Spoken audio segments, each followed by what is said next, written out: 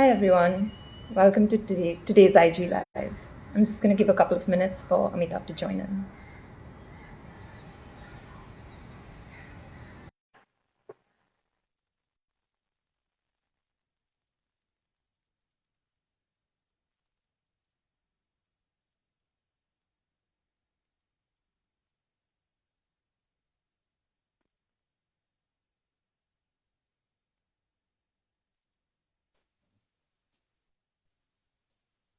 Hi, Tanya. Hi Amitabh, how are you? I'm good. Do you hear me well? I can hear you, but I can't see you. It's showing me a gray screen. Okay.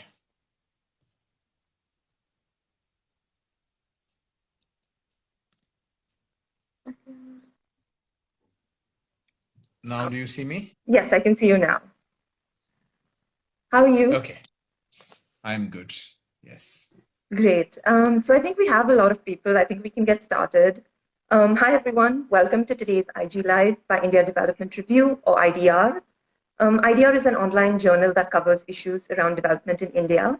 I'm Tanaya Jagtiani, and today we're going to be speaking with Amitabh Behar, the CEO of Oxfam India. We're going to be talking about how inequality is growing in India, what we can do to fix it, and much, much more. So just to get us started, I'm going to quickly introduce Amitabh. As many of you may already know, Amitabh is the CEO of Oxfam India and one of the leading voices in the global fight against inequality. He's also the vice chair of the board of Civicus, a global alliance of civil society organizations and activists dedicated to strengthening citizen action and civil society across the world. Thanks once again for joining us today, Amitabh. It's a pleasure to have you here. Thank you. Thank you, Tanya, for inviting me. Delighted to be here. Thank you. So I think, yeah, let's get started. I'm going to quickly kick us off by just setting a little bit of context to the conversation today. So earlier this year in January, Oxfam India released a report called Inequality Kills, which highlights how inequality has gotten worse in India during the pandemic. The report found that in 2021, the number of billionaires in India increased from 102 to 142. And this was the same year in which 84% of Indian households saw a decline in their incomes due to the pandemic. In fact, in 2021, the collective wealth of 84% of Indian households saw, the collective wealth of the 100 richest people in India hit a record high of 57.3 lakh crores. And again, this was the same year where the bottom 50% of the country's population held just 6% of the national wealth. So, Amitabh, could you maybe just start out by giving us a little bit more context to these numbers? What does inequality actually look like in India today? And why are we talking about this right now? Sure, Tanya. So thank you for reading the report, and thank you for sharing these data points. Just to add a couple of data points to what you've just said. In the last 1 year, we also saw the combined wealth of billionaires in this country double. Mhm. And this is the time when 84% of the Indian population saw a decline in their income. Right. Or there were almost 4.6 crore people who slided into poverty. And this is one of the most conservative estimates. Many other estimates actually peg it up to 16 to 18 crores during the same period. So it's these numbers are fairly clear. They clearly tell you a story Mhm. that the wealth of the super rich is growing, Right. whereas the majority of the country is suffering. Mhm. And I would actually say, if you just look at the numbers, it is pretty much obscene levels of inequality. Right. And what essentially is happening in this country is that particularly during the pandemic, that the rich continue to make money. Mhm. And in fact, the economic system is structured in a way that the super rich make huge windfall profits, whereas most of the others suffer. And that, the primary question that you asked is, why are we talking about it? Because I think it's morally unacceptable to Mhm. have an unequal society of this kind. It's economically not viable, and it is also socially and politically dangerous. So Right. so many commentators now are saying the levels of inequality we are seeing can lead to serious social disruption, political disruption. Right. And economically, this kind of a K-shape economic model is not going to work. So there's, I would say there's so many reasons for us to talk about this level of inequality. And Tanya, if it's all right, if it's not getting too long, let me just say that it is not just the Oxfam report. There are, there's several other studies which are pointing towards this inequality, whether it is the economists like Thomas Piketty, or whether it's the income inequality report, which we saw towards the end of last year. So there are multiple sources pointing towards the level of growing inequality. Right. So no, thank you for that. I think you laid out very clearly the moral, the social, the political, and the economic reasons for talking about inequality. And I think from a development perspective, I think what ends up happening is that it's often easier for people to think about, work on issues like education, healthcare, climate change, because they are somehow more tangible and lead to, development outcomes. So could you maybe help us understand, like, why should people be thinking about this abstract concept such as reducing inequality, and how does it tie into India meeting its development goals, right? Sure. So, one, I would say it's not abstract. In fact, it's the most tangible. Right.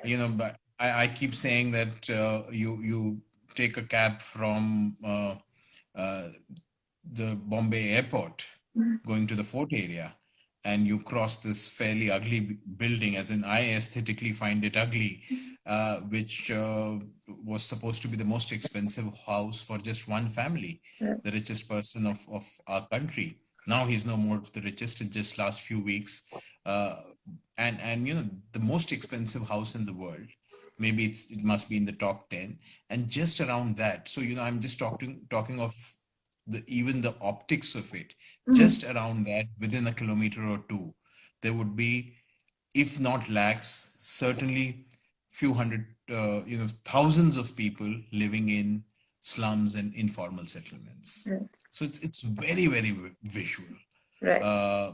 Once I was traveling from the areas of Parbani, again in Maharashtra, and I was there for drought relief, where I did see people actually, particularly women, walking miles to just get drinking water. And when I reached the Pune-Bombay highway, there were billboards advertising flats in Mumbai with a private swimming pool in each flat. So it's visually very, very, I would say it's ugly. And it hits us very, very hard. So, just wanted to kind of bring it that inequality is not something that it's only for economists, it is for us. But on the other hand, let me also say these are not either or. Because the biggest drivers of equality are equality in education and health, investments in education and health. So I would actually say that it is an integrated approach that we need. And there would be different people doing different roles. So an Oxfam could do an inequality report, but we do need somebody, for instance, say the Right to Education Coalition, which is seeking accountability from the government in terms of the investments it's making on education, or a Jan Swasthya Abhiyan talking about how do you invest and ensure that we have a more robust public health system. So, I would really say that these are all interlinked. And my fundamental point would be that for us, it is important to recognize, and certainly an audience of the kind that you have, that we cannot work in silos, and solutions cannot be microscopic. It is the larger system that we are looking at. And if we're able to get the system right, then I think we'll be able to address many of the developmental challenges that we work on.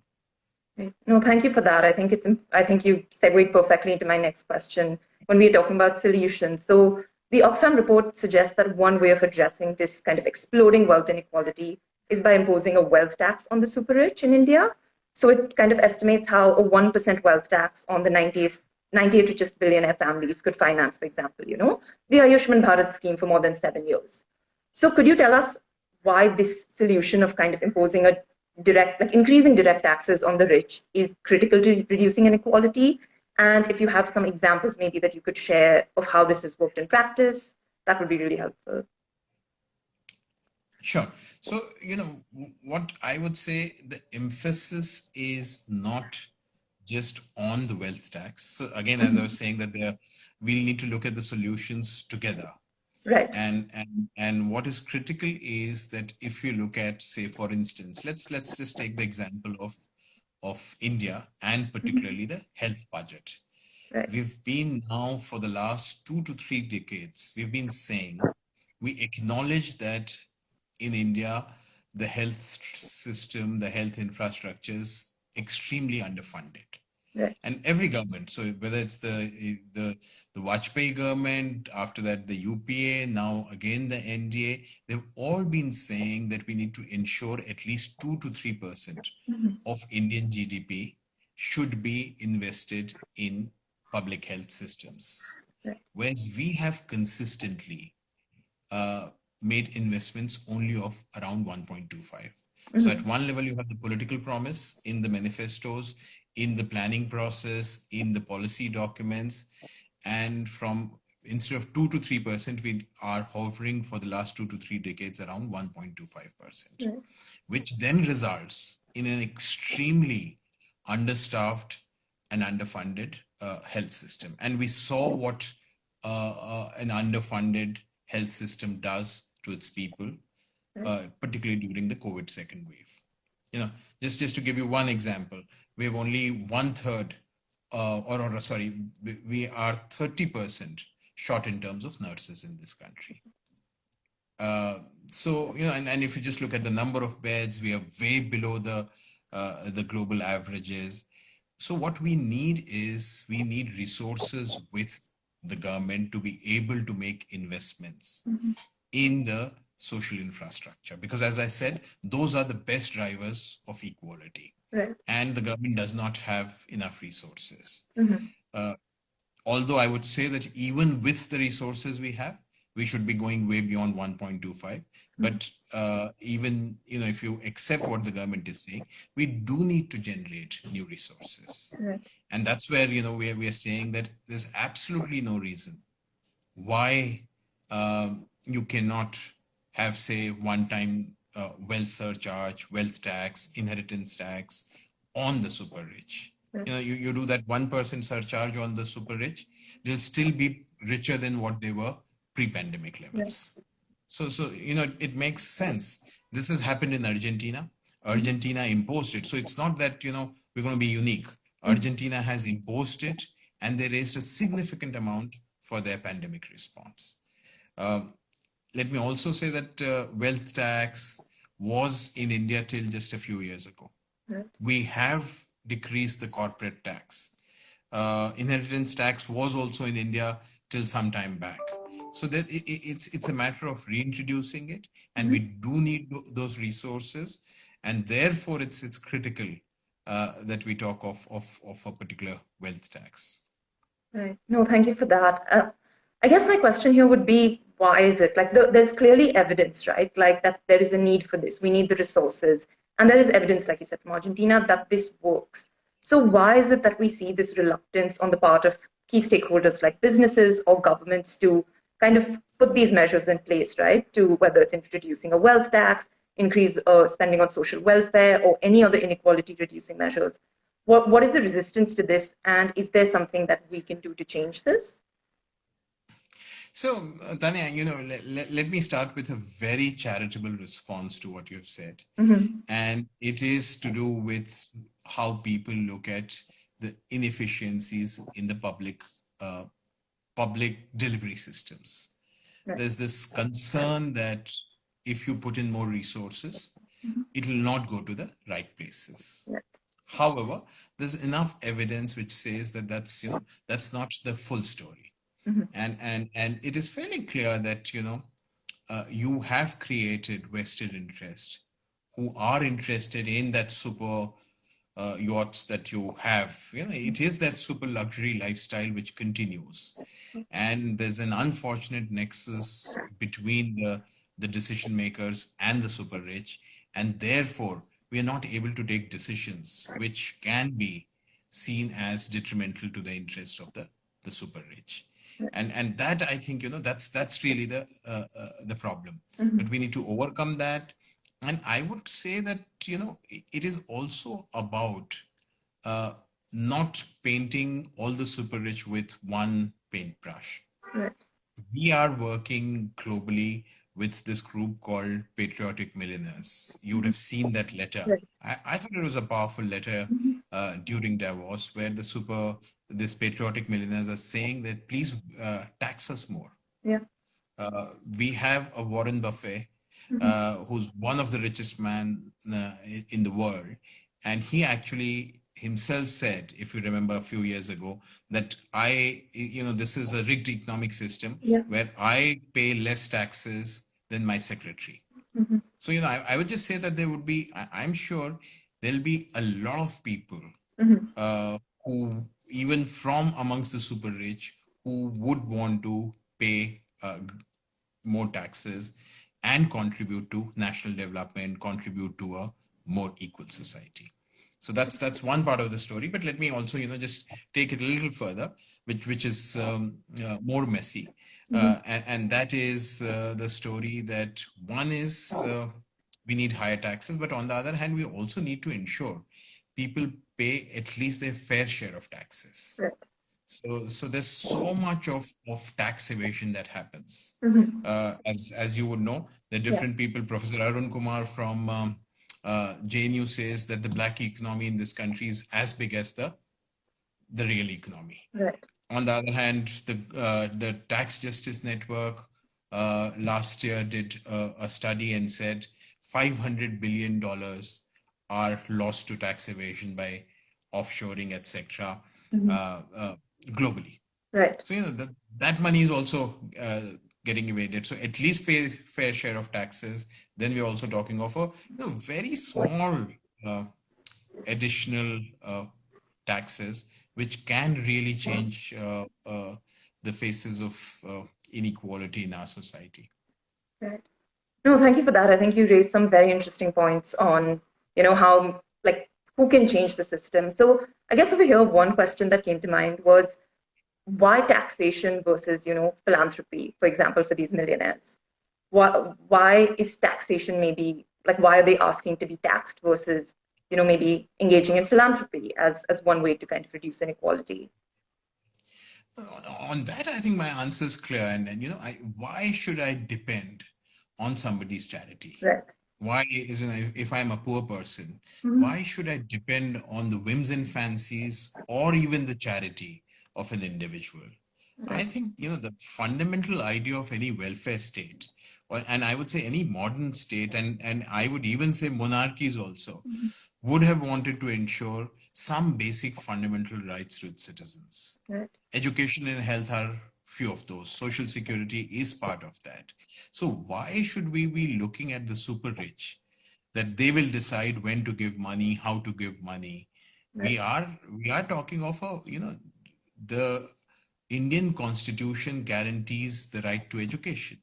Right. The Indian directive principles talk about the right to health.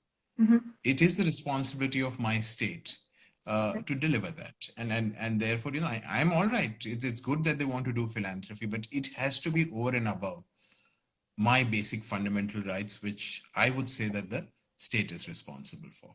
Right. No, I think you've put that very eloquently and very powerfully. I think, yeah, that just kind of brings me towards my last question, which is, according to you, what could each of these different stakeholders, right, be it government, businesses, civil society, or even everyday citizens, what can they do to help? Like, what are some of the maybe tangible measures they can take to help reduce inequality and contribute to a more just and equal society that we live in? Yeah. So, we can do multiple things, but Mm-hmm. let's start by acknowledging. I think there's also a role for people like you, Right. for IDR, for many others, where we need to start acknowledging, start talking about growing number of billionaires is not a sign of success. It is a sign of failure. Let's Yeah. accept it. Yeah. particularly if it's happening in the context of 84% uh, having a decline in their Mm-hmm. incomes, or 4.6 crore people sliding into poverty. Right. So this is a sign of failure of the economic system we have created. Mm-hmm. So let's do a reboot of the economic system. Let's acknowledge that the kind of policies we have are leading to greater inequality. It's interesting that even the World Bank and the IMF, which started with these policies in the 80s, are now saying that these levels of Yeah. inequality are unacceptable. Mm-hmm. So one is this whole public narrative. Right. Because at this moment, there are a lot of people, as in I go for these conversations, and a lot of people say, "Oh, do you personally dislike Mukesh Ambani?" For example, because I talked of his house, Mm-hmm. and my answer is that maybe he's a wonderful man, Yeah. and I have nothing personal against Mukesh Ambani. Right. It is about the economic system which is creating these billionaires. Because if it's not Mukesh Ambani, it will be someone else. Correct. And the wealth will continue to get concentrated absolutely at the top, Right. amongst the top 1%, whereas the others will live in misery and without their rights. So, we need to bring that paradigm back Mm-hmm. of wanting to create a more equal society, which is again one of our fundamental goals of the Indian Constitution, of the Indian Republic. I would say that's the founding principle of the Indian Republic. What can we do? Start talking about this. The billionaires, the millionaires need to pay their fair share of taxes. The government needs to tax more, do more of direct taxes, wealth tax, inheritance tax. We also need to ensure, I think what's very critical is that once there are greater revenues with the government, it's invested in the right places, like education, like health, ensuring social security. What's also critical is that we start looking at businesses across, where we must at least ensure minimum wages for everyone. Right. Uh, and we don't have minimum wages. Mm-hmm. Though as Oxfam, we believe that minimum wages is not all right. We Mm-hmm. must be talking now about living wages. Right. And just to put it simply, living wages are about ensuring a life of dignity for everyone. Right. So let people get those living wages. We saw during the first lockdown the kind of havoc we created, the migrant workers walking thousands of kilometers bare feet, without food, without water. That's not a society we should accept. So the different things I've already kind of talked of, Mm-hmm. on which we need to do very, very concrete actions. And I would say urgent actions. Right. And what role would civil society, what part does civil society play in this? I think you've spoken about governments, about businesses, about everyday citizens, but where does civil society kind of come into this? So, as civil society, I see are, one of their roles is catalyzing change, Right.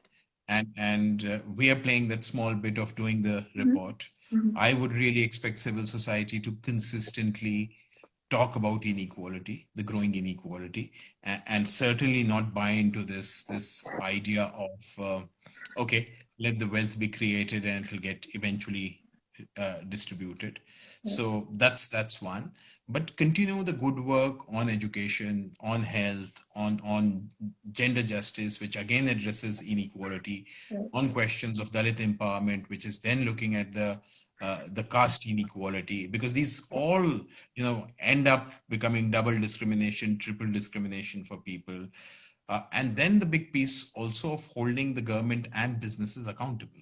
Right. uh, because how can we continue to have the dismal um, uh, uh, performance that we have in terms of, say, education. Right. uh, the right to education compliance last year was 12% Mm-hmm. across schools in India. We saw what happened during the health crisis of the second wave. Right. So, those are multiple ways. Continue to hold the government accountable to the standards which the constitution sets for the state, to the standards which those governments are setting for themselves. Right. Let's hold them accountable. So there's this solid amount of work to be done. Getting into the businesses, not just only talking of the main business, So, a lot of times you'll now see that the main business is uh, is fairly compliant of labor laws, but most of the businesses now have very limited part of their process happening in their own workshops, Right. in their own complex. It's the supply chain. Right. So working with the supply chain, which is very informal. So the range of actions are going to be enormous, but with the fundamental idea that equality is also central for creating a just society that we keep aspiring for. Yeah. No, I think thank you for that. I think you've clearly laid out the role that each kind of stakeholder needs to play because this, like you correctly said, right? It's a systemic challenge that needs the cooperation of all of these different people. I guess my last question to you would be how optimistic are you about some of these changes happening, right? Because you just spoke about how we've seen a reversal of some of these trends. So how optimistic are you that this will actually happen?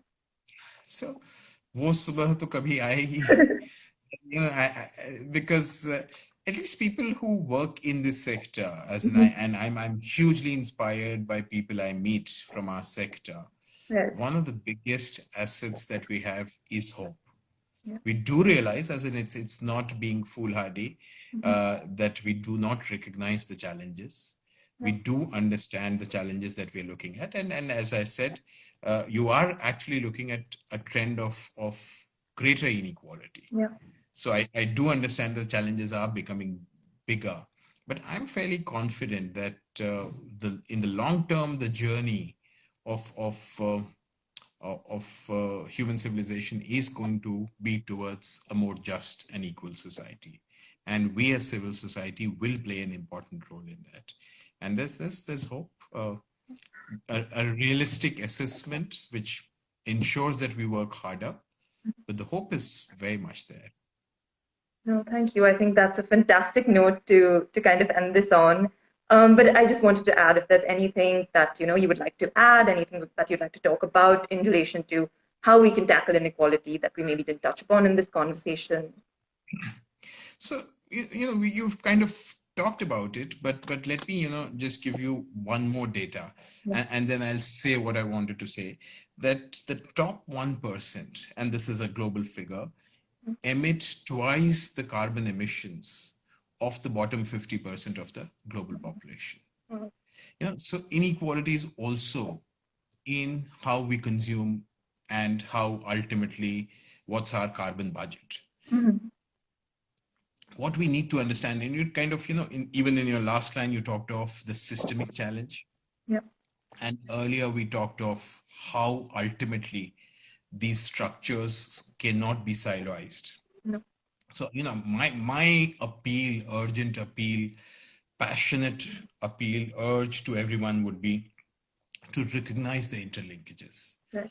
You cannot create an equal society if patriarchy continues. We'll need to dismantle patriarchy if you really want a equal society.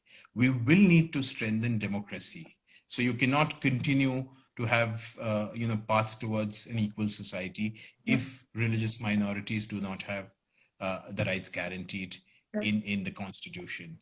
And similarly, if you have this kind of inequality in terms of carbon emissions, that will also not work. And we know that what the climate crisis can do to everyone. So the impact is going to be on everyone. The climate crisis is something which we know has an enormous impact on pretty much across all classes. Right. So it's time to wake up. And I would again, just go back. For me, normative worldviews are very, very important. That how can you compromise and accept to live in a society which can actually sleep comfortably if your thousands of your brothers and sisters are walking at that 42-degree without food, and they're being pushed out of those cities which they pretty much run. Right. You live in Mumbai, I live in Delhi. I know it's these migrant workers who run the city, 100%. and we did not have as cities space for them, food for them during that lockdown. So morally, let's not accept a situation of this kind. Yeah. No, I think thank you for that. And I think that leaves everyone, I think, with a lot to think about and a lot to chew on. So I hope they take away from this conversation as much as I have. Thank you everyone for joining in, and thank you so very much, Amitabh, for having us, for being here. And yeah, thank you very much. And yeah, I'm Tanaya from IDR, and see you all next time. Thank you. Thanks, Amitabh. Bye bye. Thank you. Bye.